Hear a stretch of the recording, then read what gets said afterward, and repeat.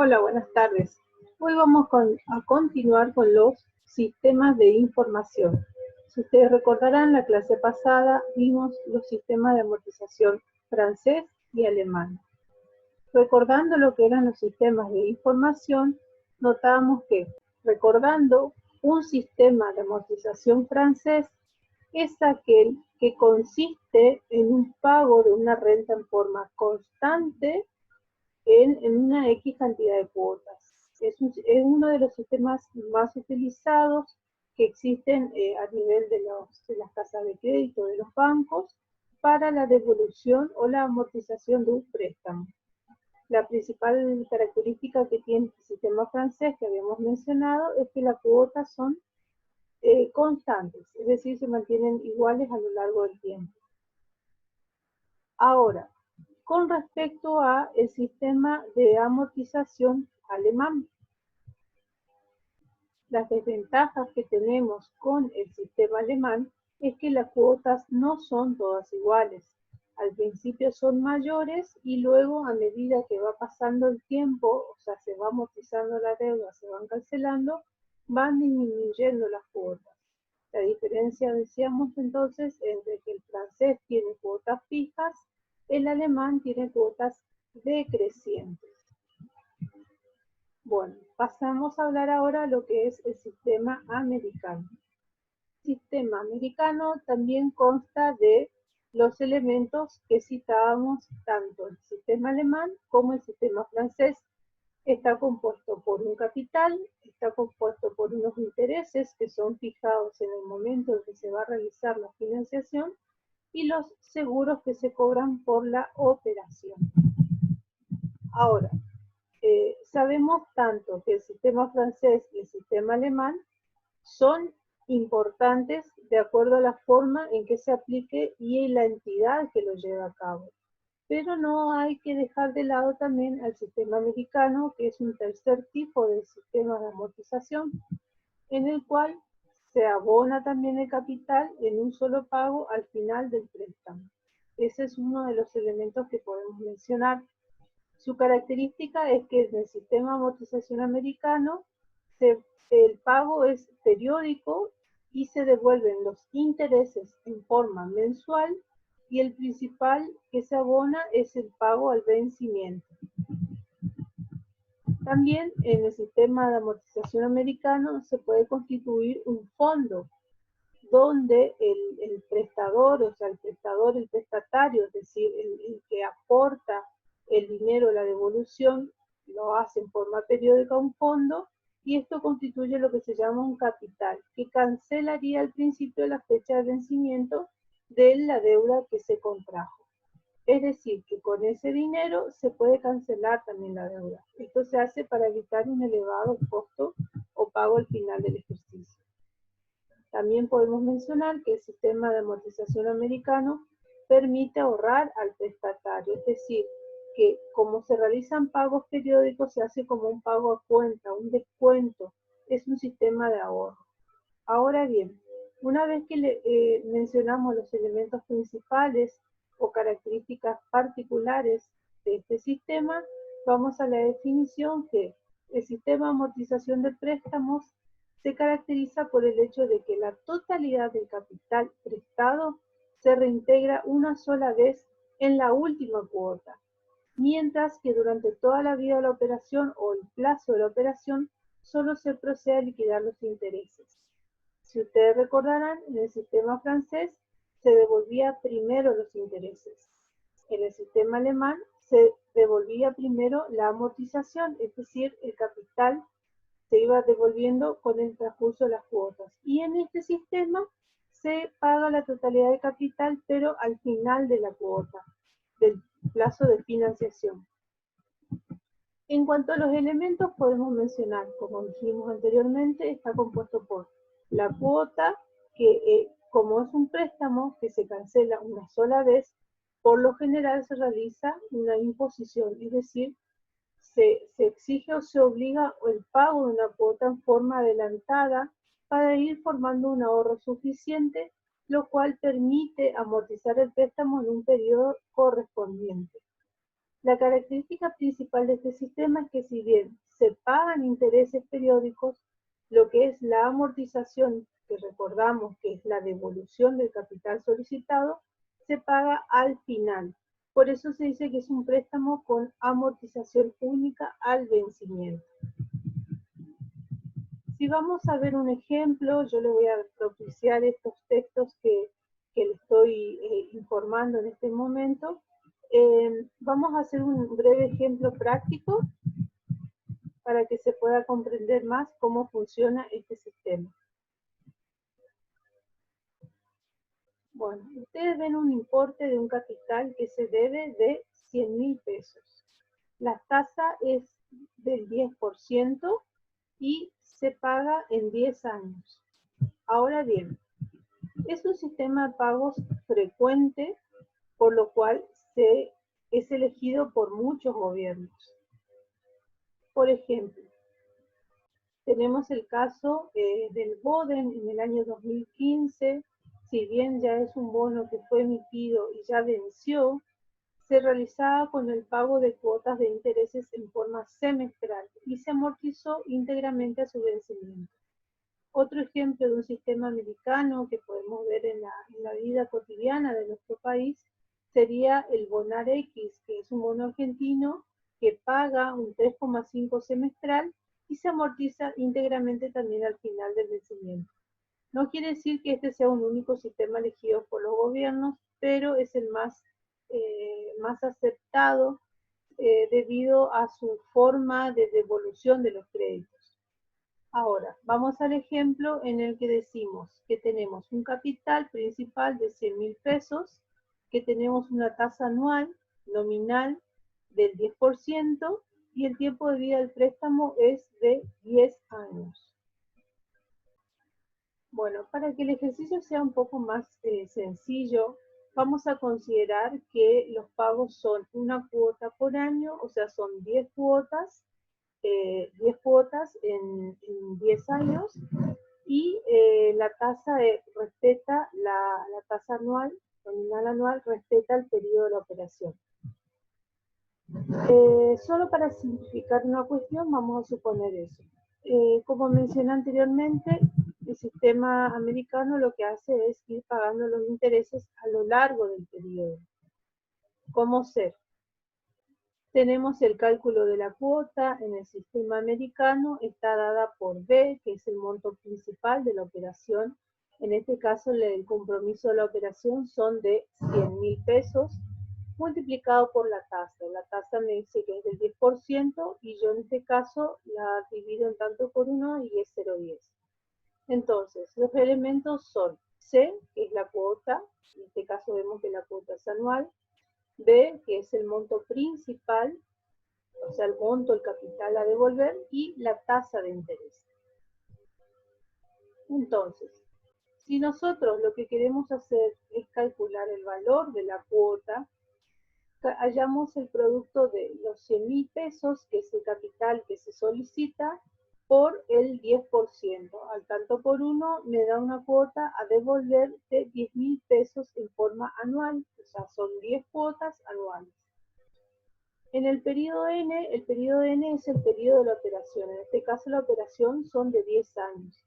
Se tiene que devolver en 10 años el capital inicial, o sea, son los 100.000 pesos, más los intereses. Ustedes se acuerdan que los intereses es el sacrificio económico que se paga por la espera o por el tiempo que el proveedor del crédito nos otorga. Si nosotros queremos saber cuánto es la deuda final, es decir, cuánto es el dinero que nosotros vamos a devolver al final del plazo de estos 10 años, tomamos en cuenta el valor final, el valor inicial de la operación, que serían 100.000 pesos, multiplicado por la tasa, son 10.000 pesos. Y a estos 10.000 pesos le sumo los 100.000 pesos que yo solicité. Es decir, en forma fraccionada durante estos 10 años, yo voy a devolver en total 10.000 pesos de intereses. Entonces, si reemplazamos esta fórmula, veremos que el componente final o el resultado final que nosotros devolveríamos el capital que nos prestaron en un principio sería 100.000 pesos más los 100.000 pesos multiplicados por ese 10%. La sumatoria nos da 110.000 pesos. Ahora bien, si ustedes lo trasladan a este cálculo en un cuadro, vemos que en el periodo 1, en el momento que se realiza la transacción del préstamo a través del sistema americano, abonamos una cuota de 10.000 pesos. A la vez, abonamos unos intereses de 10.000 pesos. En este sistema, la amortización es cero y hay una amortización total cero. Es decir, la deuda viva es la deuda que está pendiente de regresar. Son de 100.000 pesos. Recordando, la deuda viva era la que se contrajo en un principio de 100.000 pesos. Pasamos al periodo número 2, o sea, es decir, al año número 2, tenemos una cuota de 10.000 pesos también y los intereses en 10.000 pesos. La amortización del periodo es cero y la amortización total es cero, es decir, se sigue manteniendo la deuda viva. Si ustedes ven, para el periodo 3, 4, 5, hasta llegar al periodo número 10, se siguen acumulando las cuotas, es decir, para cada periodo tenemos la cuota de 10.000 pesos y los intereses de 10.000 pesos. Notando ustedes que la deuda viva se mantiene en 100.000 pesos. Les quiero demostrar qué pasa en el periodo número 10, es decir, el último año que tenemos que devolver la cuota.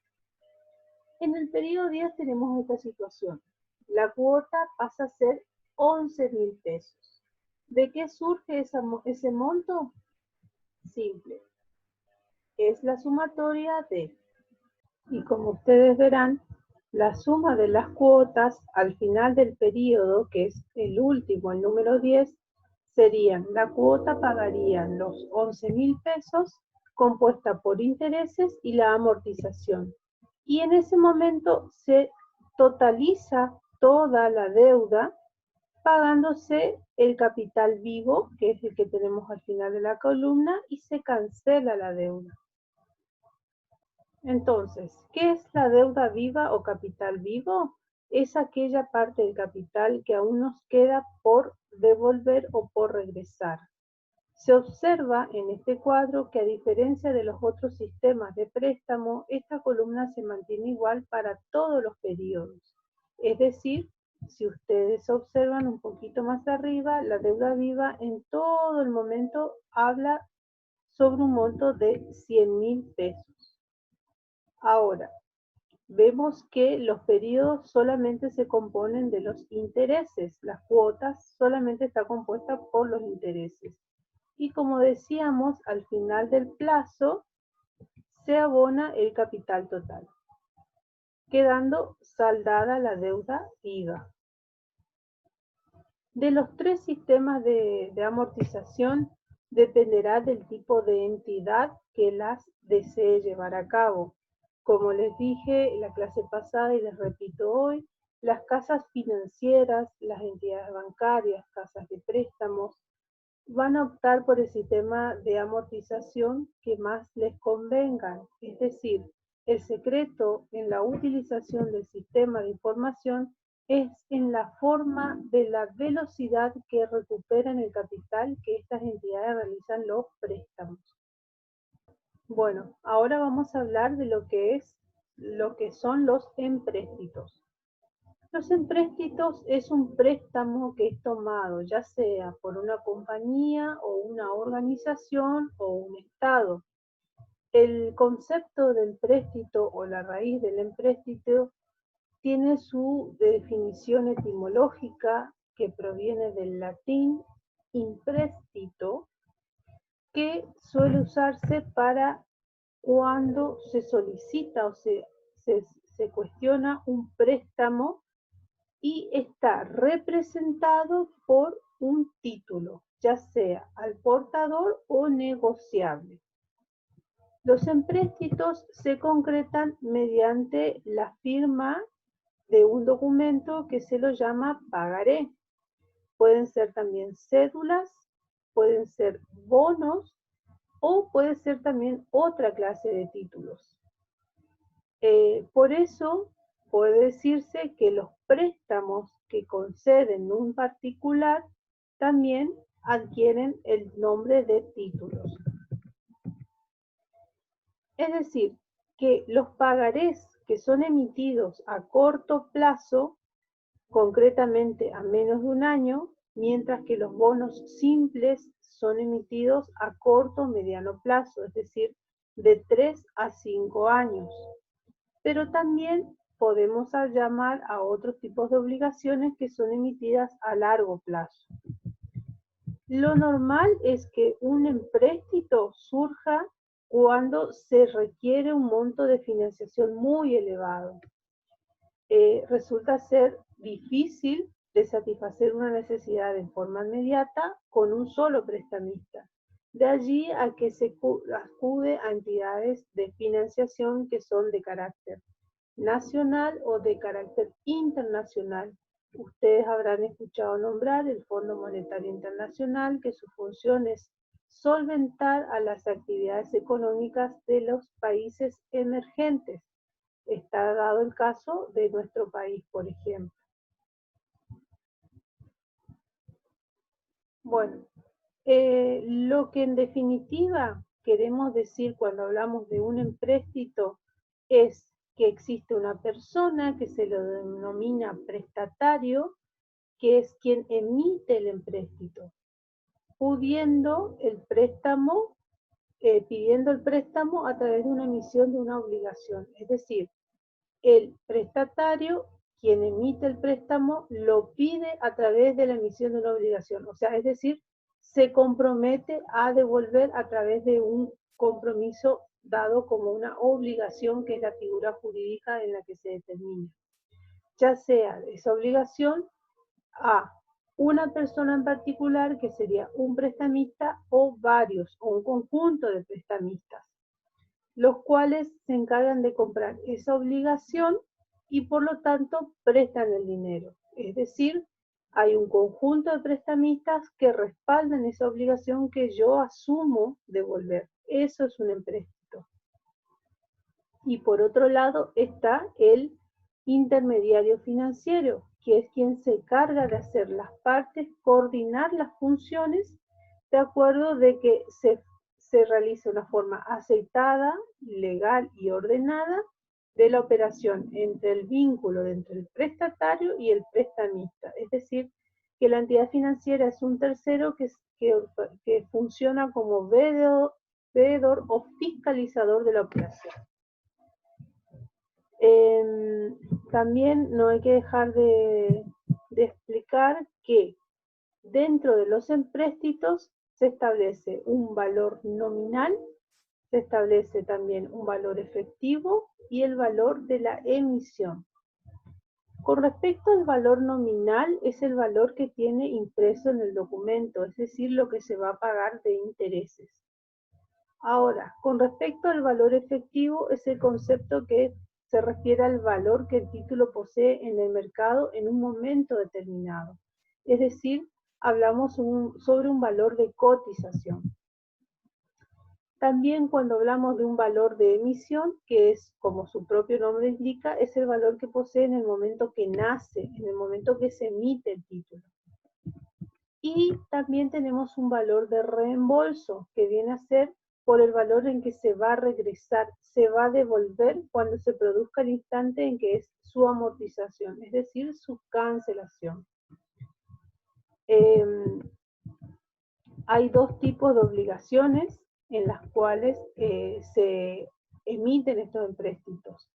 Pueden ser obligaciones sin pagos periódicos, se refiere a las que la liquidación de interés tiene lugar paralelamente a lo largo de la amortización del empréstito.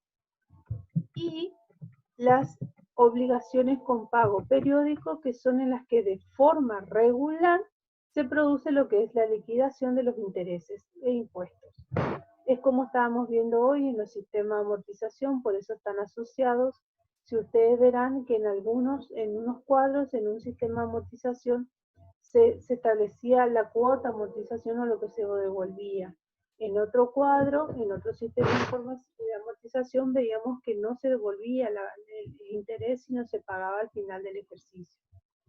Bueno, uno de los casos más comunes que pueden contarse en la historia argentina en cuanto a lo que son los empréstitos es que en el año 1822, en la provincia de Buenos Aires, se autorizó negociar un empréstito millonario. La función de ese empréstito era obtener fondos para emplearse a actividades de las necesidades del país, digamos, construir ya sea un puerto, hacer tendido de calles, red cloacal, suministro, agua potable, etc. En fin, ¿qué pasó? Se adquirió un empréstito con un monto bastante elevado. El objetivo se estableció de devolverlo en un periodo de tiempo, la cual el país no cumplió con ese empréstito y los intereses recién se terminaron de pagar 80 décadas después. Es decir, se adquirió un compromiso, el Estado argentino adquirió un compromiso para hacer un mejoramiento de lo que era la ciudad en cuanto, imagínense, en 1822 la vida era bastante dura, no había luz, no había agua, no había tendido de calle, entonces era un proyecto bastante ambicioso del gobierno de la provincia de Buenos Aires. ¿Qué hizo? Adquirió este empréstito millonario, se firmó el acuerdo con una empresa británica, esta firma se encargó de adquirir el título y colocarlos en el mercado a un precio de un valor en libras esterlinas. Lo que sucedió es que el préstamo con los intereses recién se terminaron de pagar 80 décadas después. Como si fuera poco, la deuda que se contrajo no se destinó al objetivo final, que era la construcción de estos servicios que estaban por presentar. Bueno, ahora vamos a hacer una breve clasificación de lo que son los temas del empréstito. El empréstito se clasifica en tres grandes grupos. Tenemos el empréstito voluntario, el empréstito patriótico y el empréstito forzoso. El voluntario es cuando el Estado recurre al mercado de capitales solicitando fondos para realizar algún tipo de actividad, ya sea obras, servicios públicos, obras de infraestructura, barrios. Ustedes, si van a escuchar, hay muchos barrios en la ciudad que se han construido con fondos de bancos internacionales, con organismos internacionales, los cuales realizan ese desembolso para la construcción de un determinado objetivo. Serían, por ejemplo, barrios, construcciones de puentes, etc. Este tipo de empréstito, que es voluntario, se realiza con la adquisición de el fondo en sí y la devolución en forma periódica de los intereses. Es la forma normal en la que todo Estado trabaja. Luego tenemos el empréstito que es patriótico. Como dice la palabra, es cuando se ofrece una condición voluntaria por parte del Estado y no voluntaria pero en forma absoluta, es decir, se ejerce algún tipo de acción, es decir, de obligación o acción moral. Con este tipo se apela a los sentimientos patrióticos de los ciudadanos en forma indirecta. Si bien hoy por hoy está muy tergiversado lo que es decir un empréstito patriótico, porque en realidad todos los préstamos o los fondos que solicitan los estados emergentes con economía emergente como son los nuestros, carecen de patriotismo si no es para solventar necesidades inmediatas, que son consecuencia de los distintos cambios de gobiernos que tenemos. Otro detalle que les puedo mencionar del empréstito patriótico es que se realiza en las épocas en que el Estado atraviesa situaciones económicas bastante límites, es decir, tienen crisis económicas, tienen guerras, Entonces, son decisiones o políticas mal aplicadas, dado que son soluciones inmediatas, pero lo que hace es endeudar más a la situación económica del país. Y también tiene mucho que ver la honestidad por parte de los funcionarios en cuanto al manejo de esos fondos, dado que muchas veces los préstamos, estos que son préstamos, son préstitos que son solicitados de carácter patriótico, están muy alejados de la realidad por la cual son aplicados esos fondos y a veces tienden a perderse. Hay un caso de un empréstito en el año 89, cuando hubo una eminente guerra en Chile, y también un caso de un empréstito patriótico que se utilizó en el año 1932. Si ustedes recordarán, en el año 1929 en la bolsa hubo una crisis internacional en la cual las acciones de los mercados internacionales cayeron abruptamente. Para hacerlo así prácticamente, una acción de una empresa que valía $10.000 a las 8 de la mañana, a las 5 de la tarde la misma acción valía 25 centavos. Es decir, cayó abruptamente y así eran las acciones de muchas empresas. Entonces, lo que obligaba era que muchos países en estado emergente o en situaciones extremas de pobreza solicitaban estos créditos o estos empréstitos con un fin patriótico, pero como les digo, el mal manejo de los funcionarios con la disposición de este capital no llegaba al objetivo por el cual se hacía la solicitud del empréstito. Y después tenemos los empréstitos forzosos, en los cuales los ciudadanos en sí están obligados a suscribirse. Es una forma en la que se obtiene fondos en forma indiscutida, pero algunos autores expertos en impuestos dicen que este préstito, por más que sea forzosa, se devuelve de cierta manera al Estado. Es decir, si bien los obligan a los ciudadanos a endeudarse, el Estado los retribuye con prestaciones de servicios o pagándole un mayor valor. En este caso, en gobiernos recientes, han emitido bonos que han sido cancelados el año pasado, que tenían fechas de vencimiento, y otros han sido rescatados. Es decir, que cuando el gobierno emite bonos y los rescata, en la mayoría de los casos es porque no tiene la suficiente cintura para poder cubrir esos bonos y la promesa de pago a su vencimiento. Tenemos el caso de los empréstitos como ser el BOCON o el BONEX. Bueno, pasamos a hablar lo que es la emisión. ¿Qué es la emisión? Debemos diferenciar primero qué es un empréstito o préstamo a largo plazo y mediano plazo. En el primer caso, lo que sería a largo plazo debe ser previsto como se expresa en la ley, es decir, por un acto emanado del Poder Legislativo, en ejercicio de las funciones que le asigna la Constitución Nacional.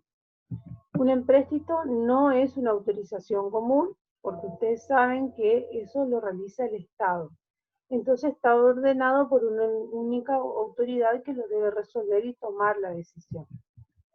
En cambio, cuando son empréstitos de corto plazo, se lo dice de corto plazo de tesorería, hay una autorización general para su emisión, pero esa autorización está limitada por un tope anual. Ese tope anual está contemplado en el presupuesto que se elabora todos los años para la ejecución del próximo ejercicio económico de la actividad. Si ustedes se ponen a pensar, la economía de un país es la economía de un hogar. Ustedes tienen un monto de dinero que son a través, lo obtienen a través de su salario, y ese monto ustedes lo distribuyen durante el mes. El Estado hace prácticamente lo mismo, con la diferencia que tiene más servicios que prestar y el volumen de actividades es mayor, como así también tiene muchas personas a las cuales tienes que abonarle su sueldo a raíz de que son empleados estatales. En este caso, en el caso de los préstamos a corto plazo de tesorería, no se requiere una ley expresamente para cada emisión, pero hay un antecedente en cuanto a la facultad del plazo, el monto y el tiempo. ¿Qué más podemos hablar? A ver. Bueno, y dentro de la universalidad de empréstitos, podemos mencionar que existen empréstitos de carácter también municipal, es decir, son empréstitos al crédito financiamiento que se otorga a un gobierno, ya sea por un Estado nacional o internacional, para solventar actividades, es decir, el desenvolvimiento de sus actividades o la prestación de sus servicios.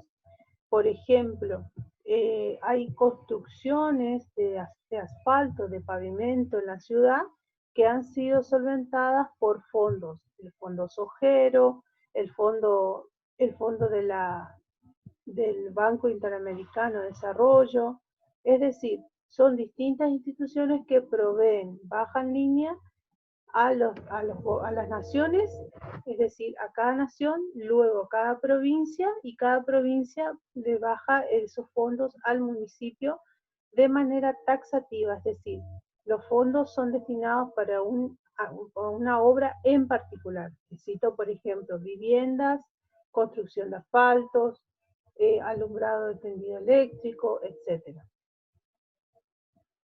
Bueno, eso es todo por la clase de hoy. La semana que viene vamos a ver más temas de la unidad número 2. Estos temas que hoy di es solamente el efecto para que ustedes sepan cómo se maneja el mercado, las funciones de financiación que tienen y la práctica de las finanzas, es decir, de la matemática financiera para el Estado. Dios mediante, nos vemos la clase que viene y esta semana no les doy tarea. Bueno, estamos en contacto, chicos. Chao.